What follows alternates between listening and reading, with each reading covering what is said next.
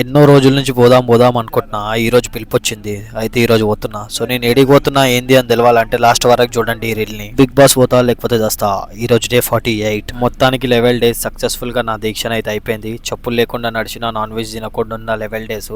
So నిన్నటికి శివరాత్రికి నా దీక్షణ అయితే అయిపోయింది. సో ఈ రోజు నుంచి అయితే చెప్పులు వేసుకుంటున్నా. 3 days అవుతుంది నేను జిమ్ పోక. అసలు మొత్తం బాడీ మొత్తం లూజ్ అయిపోయినట్టు అనిపిస్తుంది. సో ఈ రోజు అయితే నేనైతే జిమ్కి అయితే వెళ్ళిపోయినా. సో ఈ రోజు వచ్చేసి నా వర్కౌట్ వచ్చేసి చెస్ట్ వర్కౌట్. సో ఇంకోటి ఏంటంటే ఈ రోజు నుంచి అయితే ప్రాపర్ డైట్ అయితే తీసుకుందాం అనుకుంటున్నా. నాకు అర్థమైన విషయం ఏంటంటే జిమ్ 30%, డైట్ 70% అని చెప్పేసి అని. సో ఎంత జిమ్ చేసినా ఏం చేసినా బాడీ ఇంప్రూవ్ అవుతలేదు. సో నిన్నటి దాకా నేనైతే దీక్షలో ఉండే కాబట్టి నాన్ వెజ్ తినలేదు. సో ఇప్పటి నుంచి అయితే నాన్ వెజ్ తింటాను.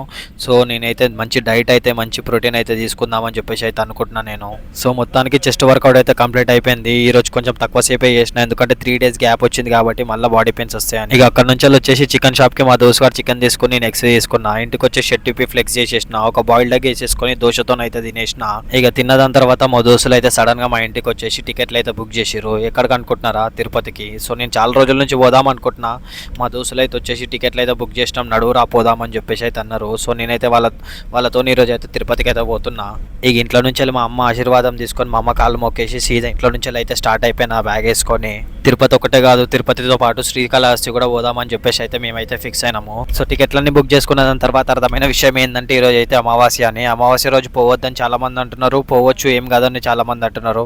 సో ఏం చేయాలో మాకు తెలుస్తలేదు. ఇక ఏడికైతే అడిగి అమావాస్యనా పున్నమైనా ఏ రోజైనా కానీ సార్ అన్ని దేవునికి అని చెప్పేసి మేమైతే లైట్ తీసుకొని వెళ్ళిపోతున్నాం. సో ఈ రోజుకి అయితే ఇంతే. ఒకవేళ రీల్ నచ్చితే కనుక అకౌంట్ని ఫాలో చేసి రీల్ని అయితే లైక్ చేయండి.